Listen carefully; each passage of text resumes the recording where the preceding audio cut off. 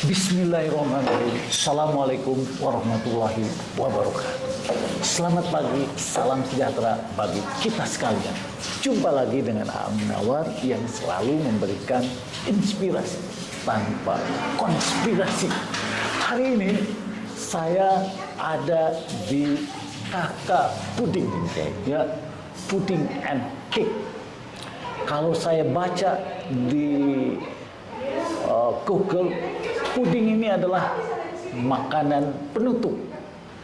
Tetapi saya melihat bahwa puding ini adalah bahasa untuk menyatakan cinta.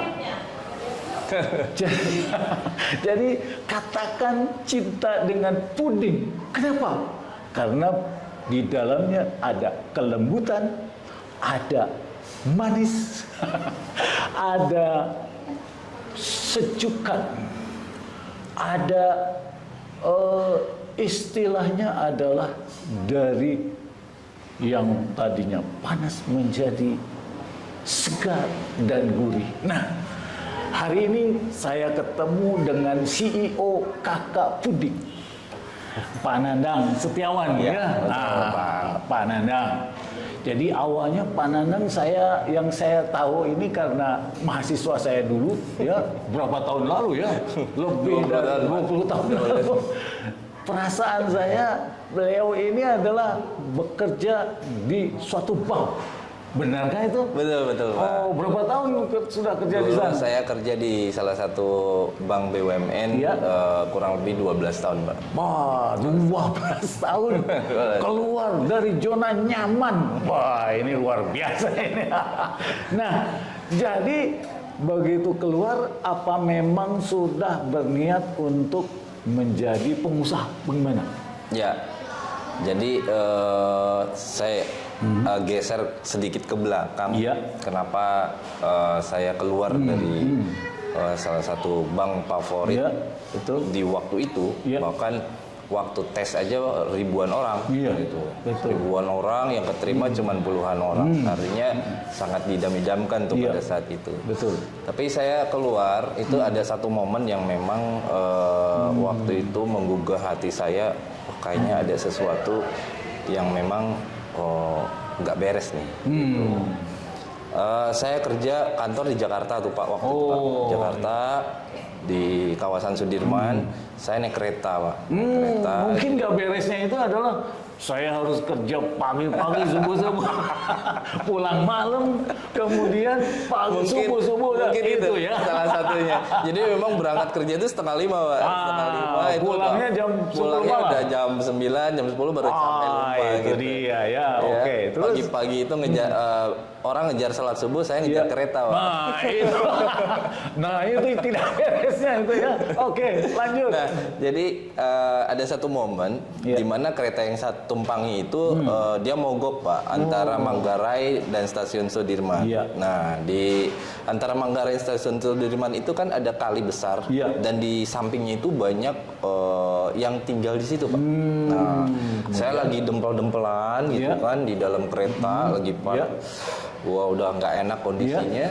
Terus saya melihat di pinggir kali itu ada satu keluarga yang sedang sarapan pagi, Pak. Oh, sedang sarapan pagi. Sedang sarapan pagi dengan anak istrinya. Terus saya di situ melihat pancaran kebahagiaan dari mereka. Wah, luar biasa ya. Nah, dari situ, wah, makanan yang dia makan belum tentu seenak yang saya makan. Tapi saya belum pernah merasakan kebahagiaan yang begitu bersama gitu keluarga ya. Di pancaran matanya tuh, wah, saya belum pernah kayak nih gini. Saya sih pernah makan pagi, tapi kayaknya kebahagiaan mereka itu dapat banget gitu. Nah, itu di situ momennya. Setelah di situ ya saya mulai banyak berpikir dan gelisah ya gitu lah. Jadi akhirnya keluar gitu saya memutuskan untuk ya udah, berarti saya harus merubah jalur nih. Gitu. Karena kebahagiaan sesungguhnya buat saya ternyata bukan ini nih ternyata gitu. Bukan bekerja di satu perusahaan yang besar. Ternyata bukan itu. Iya. Gitu. Iya. Kemudian masuk ke dalam usaha makanan. Ya. Nah, ini apa saja awalnya nih? Awalnya kita dari minus segalanya. Oh. Gitu. Karena saya memulai memang backgroundnya ya bukan background ahli bikin kue. Ya, ahli gitu. perbankan Ahli ya, saya dari awal sekolah ya, juga benar, perbankan benar, gitu benar, kan. benar. Jadi dari segi keahlian kita minus. Dari segi pengalaman ya saya bukan seorang pebisnis sebelumnya gitu betul, kan. Karena lamanya di salah satu karyawan Iya, gitu. iya. Terus dari segi juga keturunan, bapak saya bukan keturunan pengusaha, Pak. Iya, iya, Bapak iya. saya buruh bangunan. Nah, gitu. terus? Jadi banyak sekali minusnya. Dari segi modal juga saya tidak mempunyai modal yang cukup besar untuk memulai usaha gitu. Jadi untuk menjadi pengusaha tidak wajib karena dia dulunya bapaknya pengusaha gitu ya. Betul sekali. Pengusaha itu bisa dibentuk dengan kerja keras begitu ya. Nah, terus lanjut. Nah, tapi karena tekad dan goals kita pengen kebahagiaan yang Ya. memang kita dapat, Ya. akhirnya kita memulai lah. Kalau kita banyak berpikir, ya kita nggak akan terus bergerak gitu. Ya. Jadi bergeraklah kita. Nah awalnya sederhana, kenapa ke puding and cake ini gitu Ya. kan? Ya. Nah jadi ada satu momen anak saya yang pertama Kaila itu mau Ya. ulang tahun. Mau ulang Nah, tahun. biasanya kita ulang tahun biasa kasih kue-kue yang dan istri saya kalau suka nyajiin itu jarang habis Pak. Jadi dia selalu bersisa dan Ya. ujung-ujungnya mubazir. Ya. Terus biasanya kalau disajikan keluarga saya tuh nggak suka karena katanya kalau kue ulang tahun itu rata-rata belendak gitu. Ya, terlalu manis. Iya, belendak gitu kan. enak Akhirnya gitu ya, benar. istri saya berpikir, bikin apa ya yang sesuatu kue ulang tahun tapi memang anak-anak suka, orang tua suka dan nggak mubazir gitu. Ah, iya, iya. Akhirnya kita coba cari-cari ke toko buku. Iya. Cari ke toko buku, dapatlah. Waktu itu dapat buku puding. Iya. Cuman kalau puding aja kesannya kan kurang ininya. Iya. Kalau puding aja agar gitu kan. Iya. Biasanya kan gitu Iya, ya. iya. Kita kombinasikan dengan kue. Jadi kombinasi antara kombinasi. kue dan agar Dan ya. puding itu. Puding. Nah, terus kita sajikan pas di ulang tahun ternyata berhasil Pak. Oh, Anak suka, orang tua yang nggak biasa makan kue jadi suka dan tetangga-tetangga juga suka mungkin ya karena ada yang tetangga-tetangga undang. suka dan yang paling penting nggak mubazir karena pada saat disajikan langsung habis. Yang Iya. biasanya nyimpen di kulkas tuh Iya. seminggu 2 minggu lupa basi aja kan. Iya, Kalau ini iya. langsung habis nggak mubazir. Wah, Iya, iya. idenya dari situ. Makanya dari situ, udah kita langsung jualan. Jadi waktu itu kita jualan ya belum buka toko, Iya. lewat BlackBerry dulu itu. Facebook, iya. BlackBerry udah.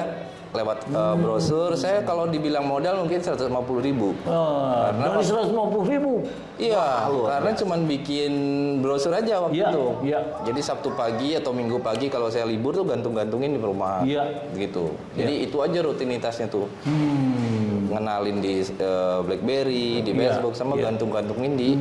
Kalau sekarang melalui WA mungkin ya. Nah, kalau sekarang Dan udah mulai banyak. via apa lagi tuh? Ya, ada Instagram macam-macam, betul, ada betul. TikTok. Iya, iya. Nah, dari situ mulailah ada orderan 1, 2 masuk segala macam Iya. dan sampai akhirnya kita pernah menemukan mendapatkan orderan yang begitu besar. Iya. Dan ternyata semakin besar orderan, semakin banyak orderan kita terima, ternyata banyak komplainan, Pak. Komplain. Banyak sekali komplain. Apa komplainnya itu? Jadi karena memang kita bukan ahli bikin kue, Pak. Iya. Ya kan? Ya, dan waktu dikomplain itulah yang menjadi proses belajar kita sebetulnya. Oh, itu dia. Jadi ilmunya itu dari customer sebenarnya. Ketika jadi dikomplain jadi itu saya nggak baper, nggak kabur, nggak ngambek. Iya. Tapi saya hadapin, Pak. Saya datengin kenapa Iya. gitu-gitu. Iya, iya. Akhirnya saya dapat insight dari mereka. Oh, ini pudingnya nggak enak nih. Iya. Ini pudingnya nggak nyambung dengan ininya gitu-gitu tuh. Iya, iya. Akhirnya saya kasih ke istri sebagai yang membuatnya, meraciknya, terus belajar. Dan ketika jadi saya selalu samperin tuh customer yang komplain. Oh, iya, iya. Ini coba dicobain, ini gratis gitu. Oh, ini udah mulai enak nih gitu kan. Nah, Iya, akhirnya iya. sampai sekarang alhamdulillah udah menemukan resep sendiri. Ya, resepnya sendiri. Resep sendiri dan sudah banyak di Sudah punya standar sendiri. Udah punya ya. standar sendiri. Nah, jadi saya melihat pembelajarannya adalah bahwa pelanggan itu adalah aset. Dan komplain-komplain itu juga bagian dari aset dalam rangka continuous improvement. Benar. Nah, ini luar biasa nih ya. Sekarang saya lihat dulu pernah sampai 3 outlet ya. Iya, iya. Bahkan Iya. lebih apa? Bahkan lebih. Jadi kita memulainya 2011 itu di rumah. 2011. Di rumah, belum Iya. punya toko. Iya. 2013 kita baru membuka gerobak di salah satu mall di Bogor.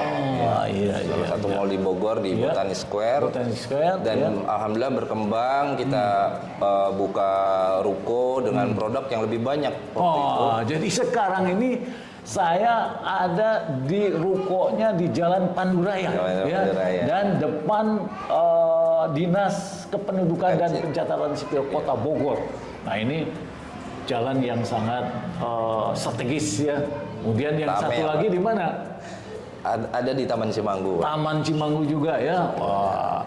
Jadi nah yang perlu di-share kepada masyarakat ini adalah pada saat terjadinya COVID-19 ya. Ya, Nah, ya. banyak yang Ya. usaha-usaha yang suruh gurung tikar. Ya. Nah, bagaimana Kakak Puding ini bisa terus melesat? Gimana? Jadi memang gini Pak, saya selalu berpikir di setiap takdir itu mempunyai kebaikan buat kita. Di setiap masalah itu Setiap ada masalah ada hikmah. peluang, ada hikmah, dan ada iya. peluang tentunya. Peluang, Nah, iya. jadi yang paling penting waktu itu yang saya sadari adalah saya nggak panik sih. Jadi ketika iya. COVID itu bahkan 2-3 hari sebelum COVID kita baru menaikkan harga sekitar 20%. Iya, iya. Ya artinya kalau secara rasional baru naikin harga terus COVID, waduh itu harusnya bisa jatuh. Wah, Betul iya. ya. Iya, iya, Tapi iya. faktanya kita makan di COVID itu ya kita Justru nambah katanya, naik ya. alhamdulillah naik. Karena orang tidak mau berangkat kemana-mana, datang sendiri ya melalui apa ini? Ya lebih ke online sih Pak. Online, lebih ya? ke online dan kita lebih iya. memanage customer sih. Memanage customer. Manage customer iya, gitu, lebih iya, banyak menyapa customer segala macam. Akhirnya ya iya, kita iya. dapat peluang di situ sih. Iya, iya. Jadi sekarang dengan customer itu ada grup grup customer atau bagaimana Ya, supaya ya, ya. customer relation Kita pilah-pilah, jadi ada memang grup yang memang prime-nya, yaitu kita biasanya selalu sapa minimal. Iya, iya. Termasuk kalau ada produk-produk baru. Betul. Wah. Jadi punya privilege khusus buat Iya. mereka. Jadi nampaknya COVID itu tidak menjadikan turun ya, tetapi tetap saja ada Alhamdulillah. pertumbuhan ya. Betul Pak. Ini luar biasa ya. Jadi saya mencoba ini kakak pudingnya sekarang, ya. Pak, ini. Nah Coba, ini ini salah satu best seller kita nih Pak. bestseller apa namanya ini? Ini puding cake coklat Oreo. Puding cake coklat Oreo. Puding cake yang pertama kali di launching 2011. Puding wah ini yang ini ya. Iya Pak. Luar biasa. Gitu. Coba kita Silakan, lihat Pak. di sini. Nah, lebih enak lagi pakai sausnya Pak. Pakai saus. Kita guyur Pak. Tanpa saus saja sudah terasa ada suatu cinta di dalamnya. Aduh, ini luar biasa ini ya. Ini pakai apa namanya? Namanya apa? Plak. Plaknya ya. Sausnya. Waduh, ini bener. Tidak bikin enek. Ya. Wah, Pak Nandang. Memang ini luar biasa. Sehingga saudara-saudara sekalian, saya pikir saya pun akan menjadi bagian dari customer.